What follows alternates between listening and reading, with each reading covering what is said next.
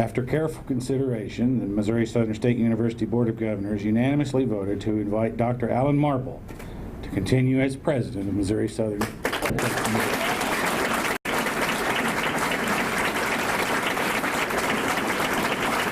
I trust, as does the Board of Governors, that Dr. Marble will accept that invitation here shortly. I will. The Board of Governors believes Dr. Alan Marble is the right person at the right time with the right set of skills to lead Missouri Southern as president.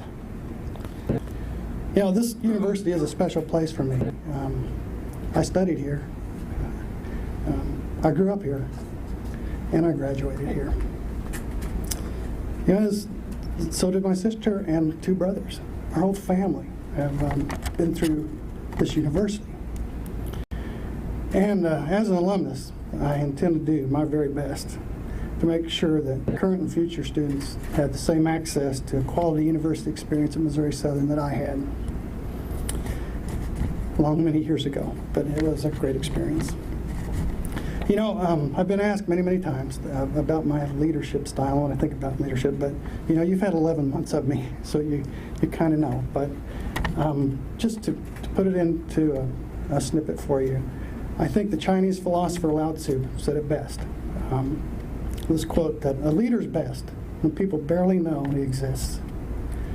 And when the work is done and the aim fulfilled, they will say, we did it ourselves.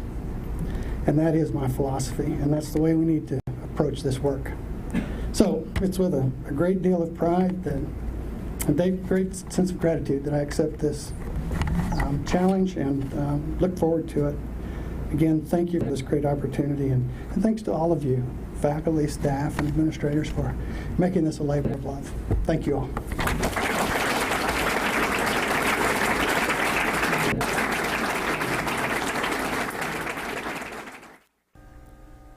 Hello, I'm Judy Stiles, and thank you for joining us this week on Newsmakers. And joining me today is Dr. Alan Marble, Missouri Southern State University president. Thank you for being here today. Thank you, Judy. And I appreciate you taking the time for this first full-length television interview since you've been named president. Been a couple of weeks since the announcement. What type of reaction do you have now that you've had a chance to look back at the last couple of weeks? Well, you know, it's still an emotional event for me. You know, being a student here 40 years ago, could never have dreamed, you know, the twist of fate would have me here. But it's kind of surreal, but it's really an honor, and I'm very humbled and looking forward to it. Well, you had a number of items that we saw at the news conference that we just saw at the beginning of the program. One of those was talking about the role, your leadership style. If someone were to ask you, what do you see as the role of the president of the university? How do you describe that for them? Well, I think the role of the president is to several duties. One is to interface between the board and the faculty and staff, and try to make a smooth operating system where we can all we're moving the same direction. And truthfully, here that's pretty easy. We have a great faculty and staff and a great student body. So the 11 months I've been here, I found that to be a very easy task. The other role, I think, is to find resources, and that, in my view, is the real challenge today, is to find the resources that we need, the money that we need to operate with shrinking state budgets and trying to keep tuition affordable for our students. So those are really, I could get into talking about what we should do as a university to be leaders, but that's not just me. The things that I need to be doing are finding the resources to let our great faculty do their great work. Of course, resources are something that's common across the board in higher education today. It's not just Missouri Southern State University. As you mentioned, states across the country are facing budget crunches and affecting higher education. Well, it's true. We're not in this alone. That should be comforting, but it's really not, because that means there's more and more people competing for the scarce resources. But we compete well. I mean, we match up well with anyone. I would put our university up against any in the state, and I put our faculty up against anybody in the world, and we're going to do just fine. Well, there are many strong points of Missouri Southern. You mentioned the faculty and the staff and the students, of course, and the facilities that we have. Let's take some time today to talk about some of these points of pride at Missouri Southern. When you visit around the state, you go elsewhere. What are some of the things that people hear you bragging about, or you like to let them know about Missouri Southern? Well, everyone knows about our international mission, and they never tire of hearing the new things that we're doing. It's really permeated throughout the university. But you know, we're growing. We're building new residence halls. Great. You know, we got an end zone facility that's under construction. Things are happening here. We have new programs that we're offering. Yeah, it's easy to talk about Missouri Southern, especially with my peers. And when you mention the construction and people in the community drive past Missouri Southern and they see that work underway with the new residence halls, that's a symbol of growth, and you have a demand. People need more places to live on campus. Well, that's true. In fact, I was talking to Darren Fullerton earlier this week, Vice President of Student Affairs, and we have waiting lists on student housing in every unit. So we need to get these built for next year because you don't want to turn people away. I mean, and you want them to be able to come here and have a place to stay when they come to Missouri Southern. Right. And I know the process of developing those residence halls, you went through a listening process. What did the students want? It wasn't just, we're going to build this. It was a communication effort as well. Well, it was. I think, if you don't listen to your customers, then you probably don't give them what they're really looking for. So the new residence halls will be a little more upscale than what we have currently. So we'll have several levels, and they'll cost a little more. But they're going to be they'll have a bedroom, private restroom for every facility, and a full kitchen. Very, very nice. I may live there myself. Yes, better facilities.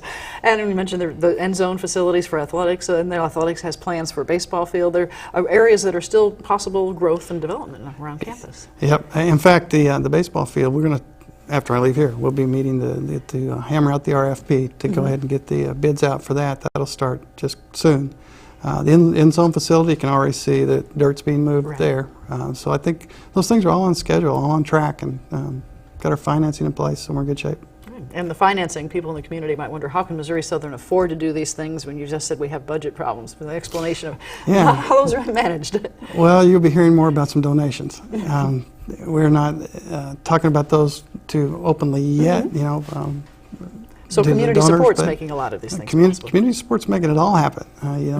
They're a full partner with us here. So that's how these things are happening. We've had great support with the baseball stadium for sure, and certainly some great support for the end zone facility. We did refinance some bonds, and the students who live in the residence halls will pay those off over time. Now, community support is something that every university, but especially Missouri Southern, Missouri Southern has had a long history of the Joplin region, not just the city of Joplin, supporting the university. Sure. We had Mike Moore speak. Moore spoke at commencement, and we found our way down into Arkansas and found some support there, not just at Walmart, but other people that we've met. We had an alumni event at the Arvest ballpark just last night, where we had 50 alumni show up for a ball game. So I think that more and more we're starting to open that door for community support and alumni support that we've had through the years, but I think we just need to put it on steroids a little bit. Kind of expanding it. When you attended Missouri Southern, was it more a Joplin college? It didn't have that regional approach? Yeah, it really was. It's spread out more, and I think certainly with the international mission that it's given us a greater reach.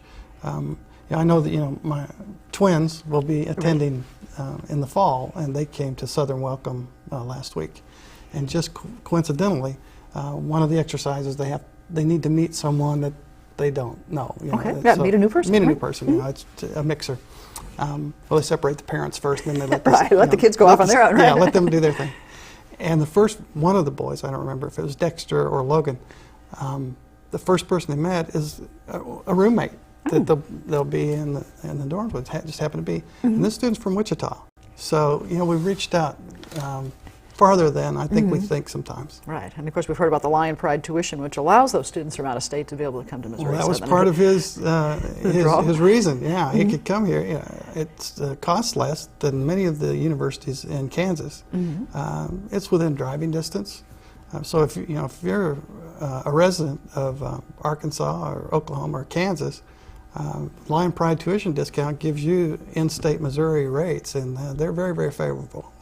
It's a good value, it really is. And you mentioned having sons attending here, so not only as president, you as a parent are looking for that experience of youngsters going through school. Well, yeah, and that's you feel differently. Our daughter graduated a few years ago. She's a little older. She's 26, so I've kind of forgotten. You had that gap between her graduating and now, right? Sort of forgotten what it's like, this empty nest thing. But Yeah, these are last kids leaving the house and all that stuff. Do you feel that that'll help you when you meet other parents, maybe the freshmen, as they come into freshman welcome in the beginning, that you're in the same shoes as they are, seeing their children off to school? I think it has. When Jessica went to college, I had that same experience, so I felt a little more connection to the parents. But I'm feeling it all over again. This it's kind of a we're all going through changes. They're growing, and I'm feeling old. Right. So. Well, the students always the focus of Missouri Southern. We have faculty and staff always talking about what can we do for the students and the student experience. And you mentioned your student experience. What are some of the strengths as far as that you see Missouri Southern's able to offer our students? Well, small classes. You get to know the professor. Small classes taught by professors. If you go to many universities, I won't name them, but you may have a class taught by teaching assistants. You probably will have a course taught by teaching assistants who are just a few years older than you and may have very little interest in teaching the class, but it was assigned to them. That's not the case here. Here you get the real deal. You get professors that are, most of them with terminal degrees. They have a sincere interest in their academic area and in the students. I can't think of a better place for a young person to have a university experience than right here. And not only are they taught by the professors, but they're able to have access and visit with them. And as far as I know, a lot of professors have those doors open, and people just stop by and visit with them and talk. Yeah, they obviously keep posted office hours, but I can walk down the halls and office hours are over, but they're still there and they're still meeting with students, and that's something special. I noticed that last year when I came here, even as interim in the summer, when faculty they weren't under contract, and many of them. They were here already with the doors open. They were preparing, and they would meet with students. They were doing advising. They just go the extra mile. And when you talk to graduates or alumni that have gone through the program, do they recall those memories? I know when we first did an interview, you talked about one of your influential faculty members. Do you have other alumni sharing their stories on influential Last faculty? night, I went at the ballpark. I'm hearing it again. Is Conrad Gubera still there? Is Terry Marion still there? And, yes, they are. Everyone has those influential people, but they just seem to be so numerous here. And you hear different names all across the campus in every discipline. We have great people. And some people working together. We talk about teamwork being an effort involving faculty, staff, students, administration. You've worked this past year. You've worked hard on communication aspect of keeping people informed on what's happening on campus. Yeah, I think a lot of problems go away if people just understand what we're all dealing with. So part of the approach this year was to be very open and transparent, and I think it's helped. People understand, how finances for one thing, the programs for another, what we're trying to accomplish. Open book management is something that I've always believed in. We're doing some things with this Financial Stability Committee that it has members, faculty members, staff members, administrative, and 2 board members that looking at maybe a new model for us going into the future, so we're not so reliant on state funding.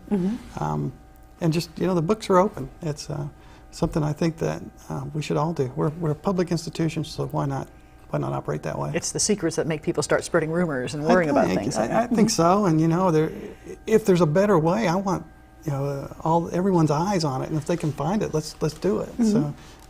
They have a saying at the Great Game of Business, which is Jack Stack's organization in Springfield that we're working with to try to figure out the great game of education, that it's easy to stop one person, but it's hard to stop 100. And so that's the idea, is to get 100 people and then 500 people and everybody kind of understanding and pulling in the same direction. All works together.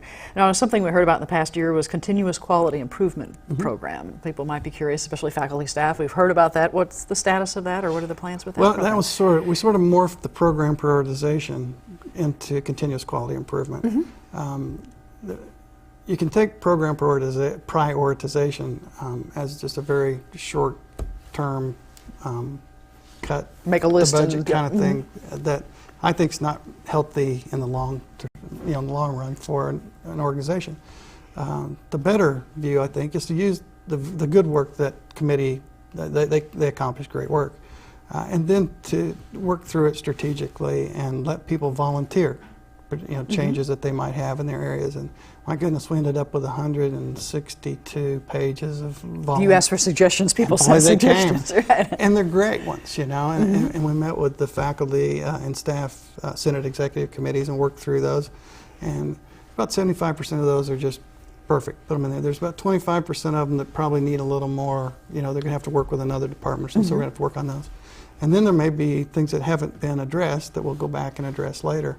But it's been, I think it's going to be a much more positive experience. Plus, it'll tie into our Higher Learning Commission work that we need to do. So they like to see continuous quality improvement, and that folds right into a couple of things that we need to work on, shared governance. And so all these things are kind of fitting together. So the whole pieces of the puzzle start coming together. Yeah. Right? There's kind of a reason to do some of that. You mentioned the higher learning. We talked about accreditation for the public. Explain what that means to Missouri Southern. A lot of times people on campus say, oh, we know what it means, but for John Q. Public, what does that mean, Missouri Southern and accreditation? Well, accreditation means everything, frankly, to an institution for 2 or 3 reasons. One is that if you're not accredited, then many good students just won't consider you, and probably shouldn't. I wouldn't recommend that a student consider a non-accredited institution. Much value in that degree. Right, it does. Regional accrediting bodies across the country. Ours is North Central, and the part of North Central accreditation is the Higher Learning Commission that accredits colleges and universities in our area. And we've been accredited for decades and continue to be so. We're going to do that going forward. Sometimes they have questions about certain issues that you need to work on, and a couple that they mentioned in their last visit had to do with shared governance and then with strategic planning. And those are 2 things that, as you can see, if you think back on the year, we're already starting to work to on. address with those. So having the outside source come in and review what you're doing is a good way to evaluate, are you making that progress? Well, see, I think you hit the nail on the head. A lot of campuses, many people fear this Higher Learning Commission and the accreditation visit and all that. We shouldn't do that. It's a very positive experience, really, and it helps us look at ourselves in a kind of a critical way and get better at things that we need to improve, and to provide evidence of the good things that we're doing. So it's not a bad thing at all. It's something you look at as an opportunity versus necessarily a big challenge. It really is, and that's the way we should view it. You mentioned also the challenges in the state funding, which obviously we know about Missouri and the challenges facing the state. This past year, they started talking about performance funding a little bit more in Jefferson City. How does that affect universities in Missouri Southern with performance-based funding? Well, they did. They keep talking about performance funding, and they keep adding on different performance measures. The one I think that is, I don't know if it's troubling, maybe I shouldn't use the word troubling, but one that we don't understand very well yet. This year, this coming year, will be a performance measure on job placement. And, did students get a job in their degree field at the degree level they were supposed to? Well, that's really hard to understand. How do you track those, or how do you find First, that out? tracking them. How do you know where people are working or what they're doing, and then what counts? If you get a degree in economics and you go into banking, well, does that count? Does that count because it's a business-related field? Right. So those are some real psychology degree, but you become a counselor somewhere. That should count, but we don't know. So there's still a lot of unknowns that universities are learning. How are we going to follow this? And we don't like unknowns that well. When it comes to funding, we like the knowns. Right. Tying that together. We'll figure it out, I think, as the year goes along, but I would have preferred them to give us maybe 2 years. Let's figure out the rules and then implement it if that's going to be the case. And is that still just a small percentage of the overall budget? Yeah, it'll be a small percent, and it'll be a percent of any increase, so it won't dig into our core budget, at this point. At this point, the way it's being developed. Yeah. And earlier, of course, you mentioned keeping Southern affordable for students. We have been known throughout history, perhaps, as one of the most affordable state institutions in Missouri. I just think we're great value. Being the lowest cost is, frankly, not at the top of the list. Certainly for me, I think we need to be affordable, but we don't have to be the cheapest. We don't want to do that. What we want to be is the best, and I think we are. We're a very high-quality institution, and we want to keep that high quality at an affordable price so that the people, especially in our area, in our region, can have access to a great university experience. So we're all dedicated to doing that. To keeping that as far as the value with what you're getting for your money. As much as we can. It takes a certain amount of money to run the place. It's just it's fact of life. And as inflation affects our pocketbooks at home, it affects the university. Sure does. You're trying to Sure operations does. and tying that together. Well, talk about the economy in the Joplin area and the growth that we're seeing within the region. Missouri Southern then plays a key role when it comes to economic development with Joplin, when you're talking to business leaders, community leaders. Yeah, sure do. It's, we're involved with the Chamber. We have Small Business Development Center, and of course the Plaster School of Business. And plus placing people, how many teachers go to work in, the Local school districts, local school right? districts. I mean, we're putting a lot of people out there doing a lot of great things. The economy of Joplin, after the tornado, I think it's just been a miraculous recovery, to be honest with you. It's hard to find. I mean, Hurricane Katrina, if you look at other Big disasters where they've hit. just years and years to clean up. But now Joplin's a little different, and this area has been very eager to help. And yeah, this city's back on its feet, and Southwest Missouri is really one of the bright spots in the economy of Missouri, frankly. It's a growth area when you look at the state. Yeah, some of the cities are still having some trouble, and may continue to. But Southwest Missouri is really, Springfield, Branson, Joplin area, the whole area down here is doing pretty well. So do you work, you mentioned with the Chamber, you work with the Chamber and the other leaders who are looking to either recruit businesses or help the existing businesses. Does that tie into the type of graduates we produce? If we have more business majors or biology majors, they can go to work in this region. It really should, and I think certainly the legislature wants to do that because now we have these performance measures for job placement. But it's always been that way. We've always tried to provide an avenue for upward mobility for our students and to support those businesses and industries and recruit new ones, so we'll have new opportunities for the students. And I just see that growing in the future, that we become more and more woven into the economic development effort in the area. And of course, for a while, Joplin and Missouri Southern, the history together, but there was a period perhaps when there was the city of Joplin and there was the university on the other side of town. You see more of that blending together of efforts and the city and the university coming together on things? I think so. It's unfortunate when those town and gown things happen, when splits happen, but that's not the case now. We're working together, we're moving together. I think it's one of those hang together or hang separately kind of things, and we know we all need to hang together. So we're going to do our part. Good. Tie that together. Well, looking down the road for Missouri Southern, people might want to know, what are your perhaps short-term goals that you might have for the university? Well, I think the goals of the university have to be developed kind of collectively. And when someone comes in and says, okay, here's what we're going to do, well, that's just one person. And that's hard for people to buy into. So over the next year, we're going to be figuring out exactly what we think we need to do. And the problem with making plans too far out is that the future's kind of foggy. And you get, especially now, change, the velocity of change these days, my goodness.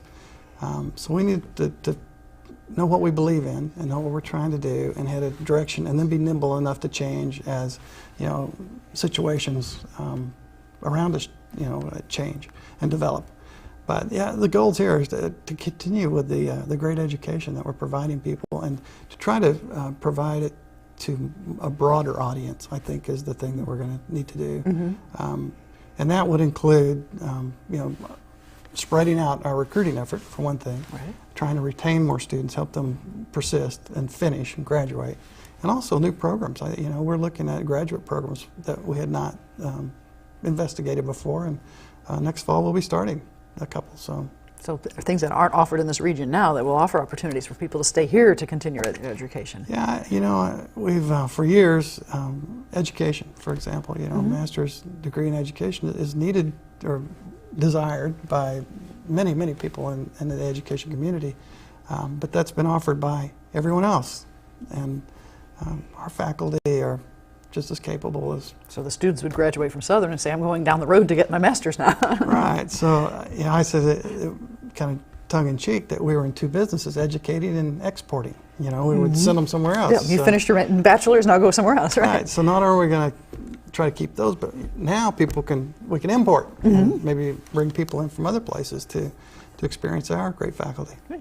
And I know the preparation of students before they come to Southern, Missouri Southern's working closer with some of the area schools to offer advanced placement, those courses that dual credit, so they come in the door ready to succeed. Yeah, Julie Wingert's done a great job with our dual credit and offering those things and making sure the quality is very high. I think that's always a question that people have. Well, was that a high school class or was it really a College challenging class, right? college level class? And we're very cautious about that. And Julie's doing a great job.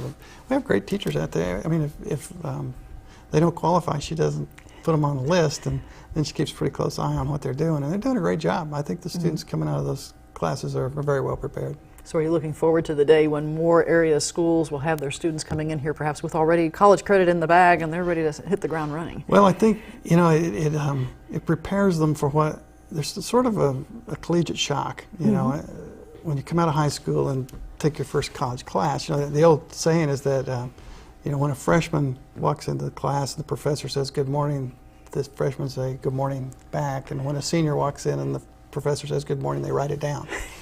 Time to take notes, right? Time to take notes, time to get busy. Well, that's a learning curve that they can speed up by, maybe in high school having some experience to college level rigor. Great. Well, we are in the middle of summer. We still have a little bit of time till classes begin, but I'm sure your office and all administrators are pretty busy right now on campus. Yeah, it doesn't slow down much. It kind of just changes a little bit, but it's a little slower in the summer. Not too much, but a little bit. It's just different. We're trying to do a lot of physical things on campus, like building and paint and cleaning. Get it ready for everybody to come back. Ready for everybody to come back. They'll be here sooner than you think. What are you looking forward to most in August when all the faculty are back, the students are here, we're kind of back at full speed again? I think the thing I look forward to every fall are the students. They show up and there's such potential. You see it in the eyes of every student that walks across campus. And I suppose that's probably the great reward for all educators is to see the students and the potential, and then eventually see them walk across the stage at graduation, where they've accomplished something. And every freshman that walks through the door, I feel that way. I think, oh my gosh, the world's just full of potential for this person. I wonder where they'll go, what they'll do. Right. So that's what gets me pumped up.